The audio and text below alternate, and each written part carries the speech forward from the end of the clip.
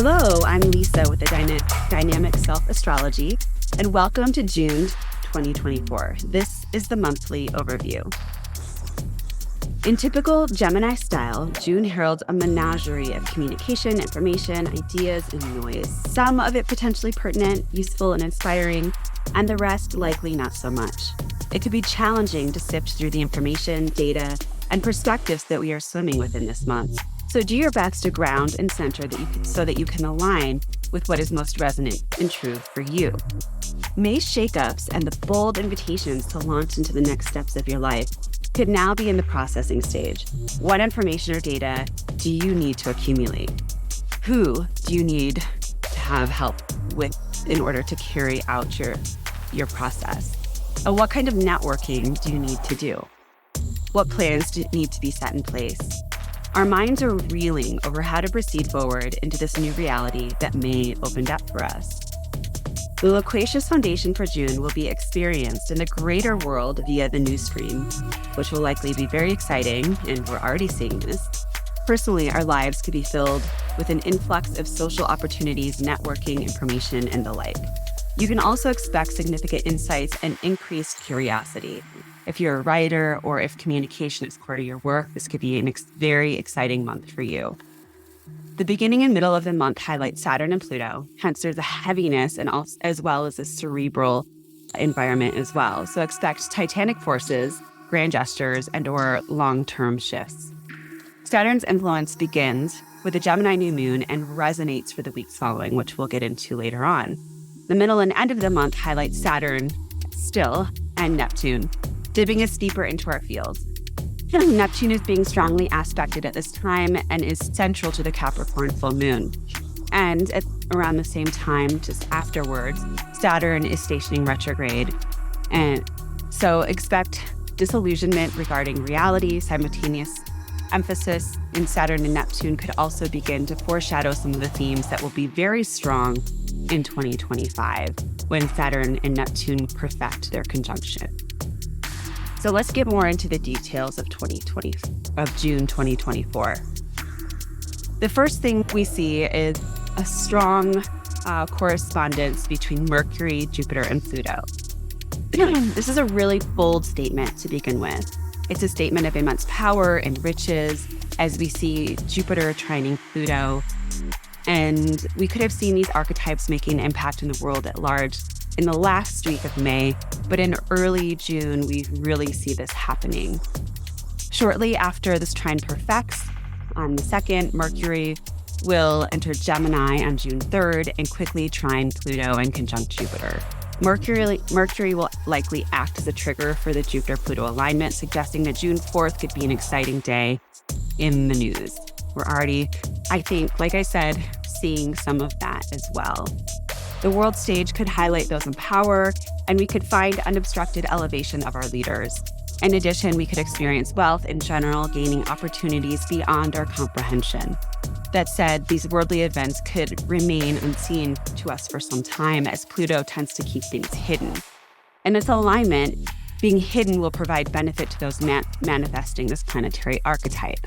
However, Mercury's involvement could give voice to government and other leaders, as they could be given the go-ahead to withhold information at their leisure. So basically having control over their voice and what they withhold and what they need to be forthright with. Whoever the beneficiaries are at this time will likely be grandfathered into their corresponding system. Luck is strongly on the side of whoever finds himself in the grasp of this transit. More personally, we could experience long-lasting benefits within our lives. We could experience supportive transformation for healing and personal development, likely through means of communication and or mindfulness experiences. On the other hand, it is possible that there could be an increase in self-righteous opinions and the potential for unchecked obsessions. This series of aspects will take place in the very early degrees of air signs, Gemini, Libra, Aquarius, and will also impact the mutable signs, which are Gemini, Virgo, Sagittarius, and Pisces. And the fixed signs will get some action here as well, specifically from Pluto, and that's Taurus, Leo, Scorpio, and Aquarius. And this is all at the early degrees of these signs within about 0 to 4 degrees. Then the next stop in this monthly overview is the Gemini new moon. And this happens on the heels of this boisterous and unapologetic Mercury-Jupiter-Pluto alignments that were happening earlier in the month. The Gemini new moon features both Venus by conjunction and Saturn by square. The new moon takes place on June 6th at 6:37 a.m. Mountain Time and is located at 16 degrees Gemini, 18 minutes. Expect for the newsreels and mental states that were highlighted the week previous to bake itself into this new moon, particularly because Mercury is both ruling the new moon and is in a wide but applying aspect to it. Saturn squaring the new moon suggests that there could be a serious tone to an otherwise lighthearted Gemini and mercurial energetic. We are given marching orders for the next month or so by the Saturn. Restrictions and endings could be a part of the storyline. We could be required to make substantial progress in our lives through determination, focus, and hard work. Venus's prominent involvement in this dynamic suggests that there could be a focus on women, the restrictions placed on women, and or the reproductive system in general. We could see a focus on relationships and marriage. When we look deeper into this new moon, it is evident that Pluto is very active and resonant in this lunation. First of all, Pluto is in a sesqui-square, which is a hard aspect with the Sun, Moon, and Venus. Also a trine to Mercury. Also, another layer of this is that Pluto is contraparallel to both the Sun and Venus. Finally, Mars is in an out-of-sign but applicable square to Pluto, which is an important transit taking place on June 11th that I will not cover here, but likely will through my Instagram posts. So what does this all mean? There's a lot of pressure on and within the life of Earthlings at this time. Alongside Saturn's prominent role in this lunation, we could see that there's a strong play for power. We could also see those in power overreaching to an unreasonable degree, and this could include the previously stated themes of femininity, reproduction, and or marriage. In general, a level of trauma, likely from the past, could be present in the ethos, and people could feel unable to proceed forward without notable obstruction. In addition, the path forward could require the complete amputation or loss of something before reaching the other side. Overall, this looks like an uncomfortable new moon. However, on a more positive note, this is a time when we could make a substantial amount of progress within our lives. Do your best not to be overwhelmed around this new moon. Remember to take one productive step at a time. Sarah and I will go deeper into this Gemini new moon on the next episode of Broadcast Astrology, Insight for Humans. So please subscribe to our channels, all that. It will be released on June 6th. Next, we take a look at what I called the cacophony of noise. Mercury is very busy this month. Mercury is the planet of communication, thought, short distance travel, dexterity, information, curiosity, data, technology, along with Uranus. You get the picture. It's notable that Mercury has its hands on everything during Gemini season because the sign of Gemini is ruled by Mercury. And with Jupiter just entering Gemini, we can expect a lot of mercurial shenanigans. We can be sure that there will be a lot of hot air blowing around this month, as well as the potential for technological development, travel advancements, and or just a lot of big ideas floating around. The entire month is chock full of a series of squares from Mercury to the outer planets, as well as connections with the inner planets. You can see the list of transits in my post. While a square inserts a notable tension into our lives, it is under these influences that we are also in the midst of making progress. Squares provide substantial growth, advancements, and realization of goals. The square presents us with the opportunity to put in the elbow grease, to put in the work, the effort, in order to manifest our goals. Overall, this month could feel very cerebral, especially the first half of the month. There's an emphasis on our mental and verbal tools. During this time, be sure to check in with your body and emotional state. When we are too much in our heads, we can tend to forget about our body and our emotions, the more tangible parts of ourselves. We could find ourselves flying above our bodies like a helium balloon. Remember to slow down, check in, and ground. However, in addition, Saturn's influence around this time will allow for reflection and slowing down a bit in order to process the input that is being catapulted our way. So there is a bit of a grounding influence, I would say, this month as well, in the midst of all of this mercurial, cerebral energy, which is good.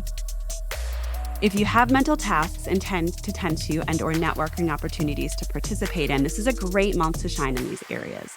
If you are more introverted, be sure to create space in your social calendar for quiet time because the social demands on your time and energy could be quite draining.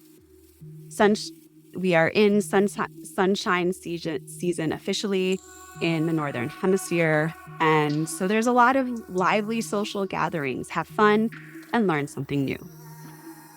Next, we move to the Capricorn full moon, which takes place on June 21st at 7:07 p.m. Mountain Time. It's situated at 1 degree Capricorn, 7 minutes. A couple of days before the full moon, on June 17th, both Mercury and Venus enter Cancer, followed by the Sun on June 20th.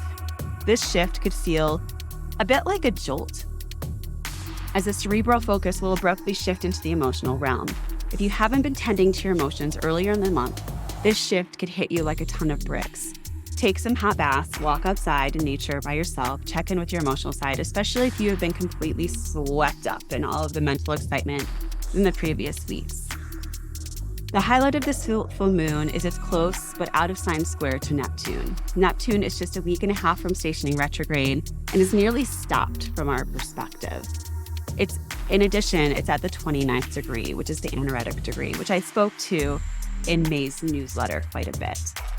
This is a very potent Neptune that is being pulled into the full moon, which is basically what all of that data that I just gave you points towards. Neptune represents both foggy or blurred vision, as well as clear vision, even clairvoyance. But the trick with Neptune is that you often don't know which side of the polarity you're on. In addition, Neptune can signify compassion, martyrdom, connection to source, illusionment, disappointment, surrender, and overwhelm. So if you're feeling a little bit muddy around the end of the month specifically, this is probably why. Because Neptune isn't interested in material form, logic in general, or any limitations, including time and space, it can be very challenging to be productive under the influence of Neptune. Timelines are disintegrated and productivity is couched. If you find that you have hard deadlines around this time, go easy on yourself. If you can, start ahead of time before this full moon really kicks in. Neptune sees no reason to deplete yourself for mundane reasons, but is very interested in connecting us with surrendering to the spiritual realm. So it can sometimes pull us in and disintegrate the structures that we're trying to work within in order to get us to connect with that spiritual realm and a deeper part of ourselves. So create time and space around this full moon to go inward, slow down, and honor the sacred. Saturn stationing retrograde is the last little bit that I'm going to touch on. It stations June 29th and is notable because stations can be quite gnarly, especially with the slower planets like Saturn. Saturn will station at 19 degrees Pisces, 25 minutes, so check to see if you have anything around 19 degrees in your chart. Around this Saturn retrograde, we can expect to experience greater constriction or more challenges within our lives. With Saturn and Pisces, we have been seeing an increase of oceanic events whenever Saturn stations, so I'm curious to see if this happens this time around.